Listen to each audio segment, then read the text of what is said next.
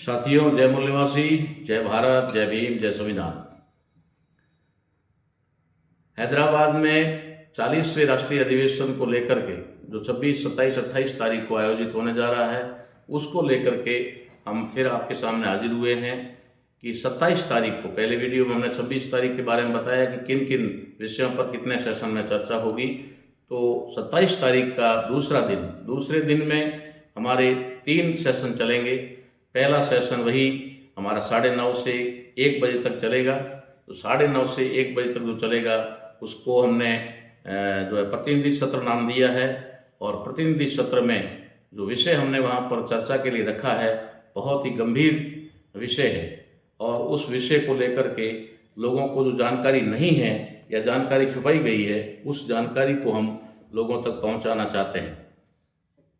तो साथियों, 27 तारीख के पहले सेशन यानी प्रतिनिधि सत्र का जो 9:30 से 1 बजे तक चलने वाला है, उसका विषय रहेगा विदेशियों द्वारा नियंत्रित भारत सरकार की नई शिक्षा नीति मूल निवासी बहुसंख्यक समाज को शिक्षा से वंचित कर जाति एवं वर्ण व्यवस्था को पुनः स्थापित करने का एक घिनौना षड्यंत्र है।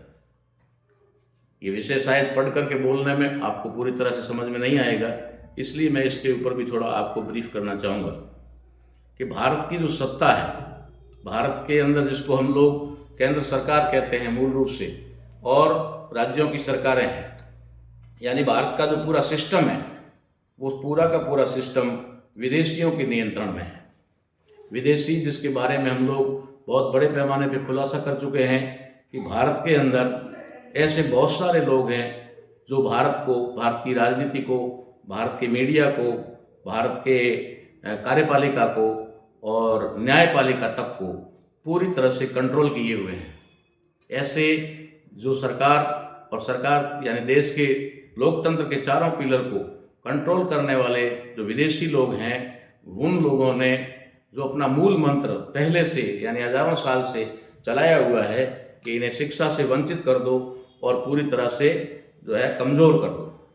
तो शिक्षा का अधिकार हमें हमारे महापुरुषों के अथक प्रयासों से मिला, उनकी जो है क्रांति की वजह से मिला, उनके आंदोलनों की वजह से मिला, उनके त्याग और बलिदान की वजह से मिला, जिसकी वजह से हम लोग शिक्षित हो पाए, कुछ जानकारी ले पाए और कुछ अपने इतिहास को और महापुरुषों को पढ़ने के लायक बने।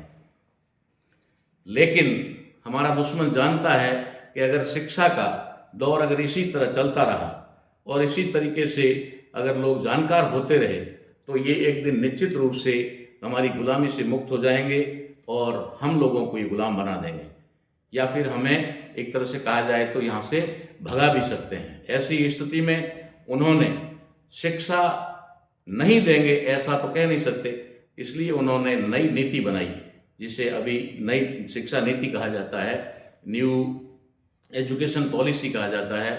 ये न्यू एजुकेशन पॉलिसी जो तैयार की गई है, उसे पूरी तरह से अगर कोई विद्वान व्यक्ति पढ़ता है या मूवमेंट का साथी पढ़ता है, तो उसमें साफ चीज़ झलक करके सामने आती है कि वे लोग पुनः इस देश के अंदर जाति व्यवस्था को और वर्ण व्यवस्था को पुनर्स्थापित करने का कार्य कर रहे हैं, जिसके अंदर प्रत्येक जाति, जिसका कार्य पहले से निर्धारित था, जिसका पहनावा पहले से निर्धारित था, जिसकी एजुकेशन निर्धारित थी, उसे पुनः लागू करने का कार्यक्रम चल रहा है कि नाई का बेटा सिर्फ बाल काटेगा, दर्जी का बेटा जो है सिर्फ कपड़े सिलेगा, लोहे का काम लोहार करेगा, लकड़ी का काम सुथार करेगा, कुम्हार जो है मिट्टी के बर्तन बनाएगा।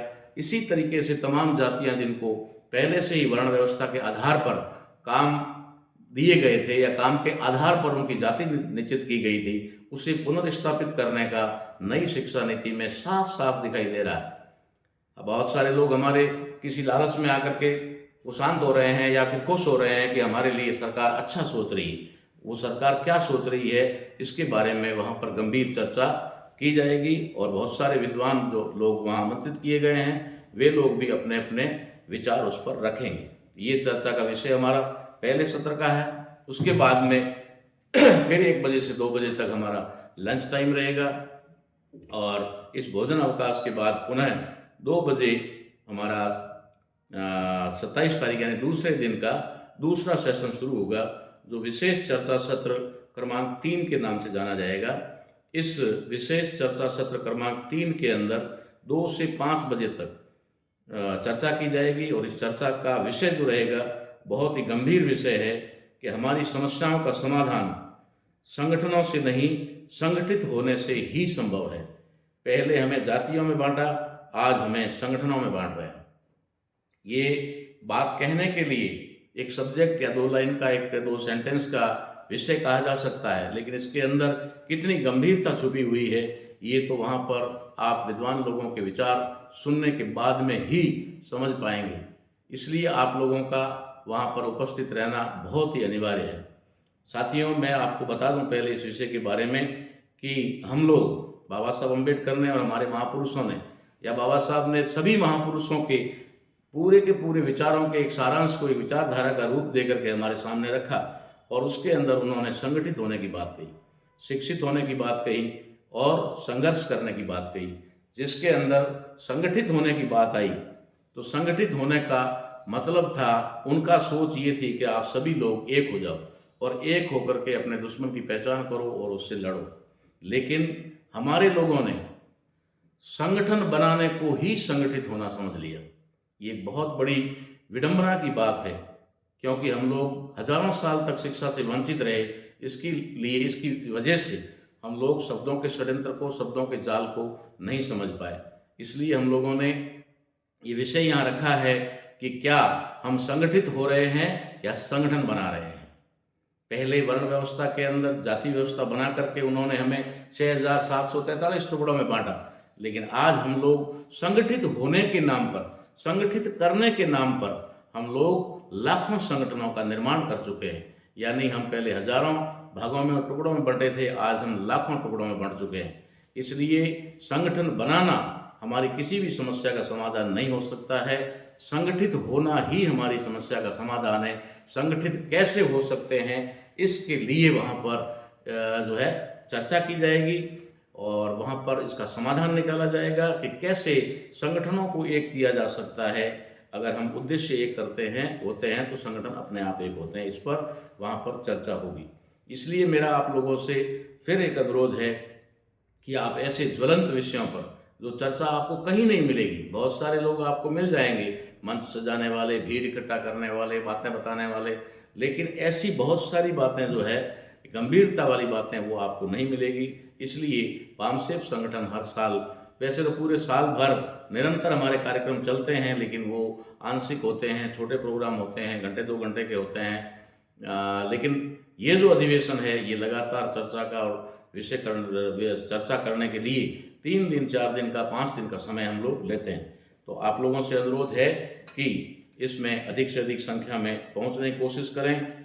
27 तारीख का आखिरी यानी तीसरा सेशन जो है हमारा विशेष चर्चा सत्र के नाम से है और ये भी 1 लाइन का सब्जेक्ट हमने बनाया है, लेकिन शायद इसके ऊपर बोला जाए तो कई घंटों तक बोला जा सकता है और कई दिनों तक बोला जा सकता है। अगर लिखा जाए तो कई हजारों पेज की किताबें लिखी जा सकती है।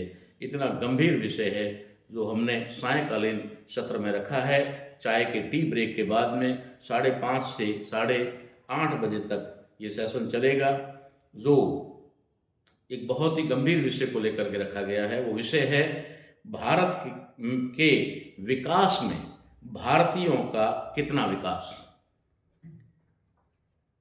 भारत के विकास में भारतीयों का विकास कितना। भारत का विकास और भारतीयों का विकास ये दोनों पृथक बातें हैं, दोनों अलग बातें हैं।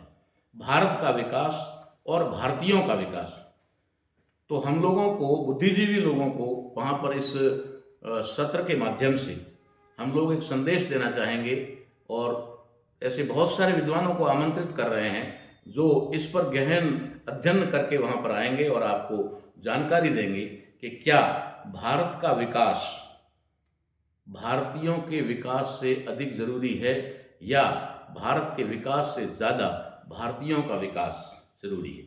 अगर भारतीयों का विकास होता है तो भारत का विकास अपने आप हो जाएगा और अगर भारत का विकास किया जाएगा तो भारतीयों का कभी विकास नहीं होगा और जब तक भारतीयों का विकास नहीं होगा भारत कभी राष्ट्र नहीं बन सकता, भारत कभी विश्व गुरु नहीं बन सकता। इसलिए हमने एक छोटा सा विषय रख करके यहाँ एक गंभीर चर्चा करने का फैसला लिया है। इसमें आप सभी लोग सादर आमंत्रित हैं ये बात हम आपको बताना चाहते हैं कि दूसरे दिन का ये हमारा कार्यक्रम रहेगा और इस कार्यक्रम में भी बहुत सारी जो है तथ्य खुल करके सामने आएंगे, सच्चाई सामने आएगी कि क्या इस देश में चल रहा है और क्या हम लोग कर रहे हैं। इसलिए आप सभी लोगों से पुनः अनुरोध है इस वीडियो के माध्यम से भी कि 28 तारीख का जो हमारा कार्यक्रम है उसका हम लोग अगले वीडियो में आपके सामने सब्जेक्ट निर्धारित करके बताएंगे। उससे पहले आप इस वीडियो को ज़्यादा से ज़्यादा शेयर करें और लोगों तक पहुंचाएं, ताकि जो लोग जिनको पता नहीं है वो लोग भी इसका लाभ ले सकें, इस अवसर का जो है फ़ायदा उठा सकें। धन्यवाद।